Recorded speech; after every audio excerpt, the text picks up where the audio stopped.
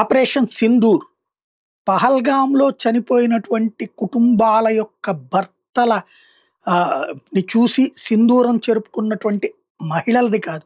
ఈ దేశపు సింధూరం చెరపాలని కోరుకుంటున్నటువంటి దుష్ట శక్తుల్ని వెంటాడటం.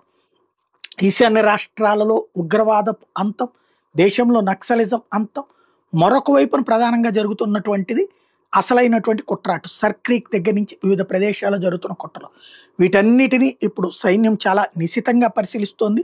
అటు సర్క్రీక్ దగ్గర అందుకనే విన్యాసాలు చేస్తుంది, ఈశాన్య రాష్ట్రాలు విన్యాసాలు చేస్తుంది, లడఖ్ దగ్గర విన్యాసాలు చేస్తుంది. అటు పక్కన అమెరికన్ కదలికలు కనబడుతున్నాయి, ఇటు చైనా సహకారంతో తీవ్రవాదుల కదలికలు కనబడుతున్నాయి, అటు పాకిస్తాన్ సహకారంతో కొన్ని వేషాలు కనబడుతున్నాయి.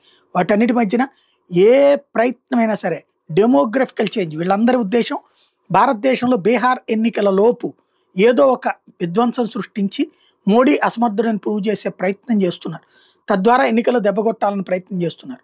అయితే సైన్యానికి ఎన్నికలకి సంబంధం లేదు. కానీ సైన్యం ఈ దేశ రక్షణ కోసం శతవిధాలా ప్రయత్నిస్తూ ఉంటుంది.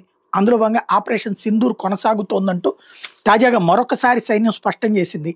తాజాగా ఆర్మీ చీఫ్ అంబాలాను సందర్శించి స్మార్ట్ డ్రోన్లు, కామికాజ్ డ్రోన్లు, యాంటీ డ్రోన్ వ్యవస్థలు చెక్ చేస్తూ ఈ విషయాన్ని మరొకసారి చెప్పుకొచ్చారు.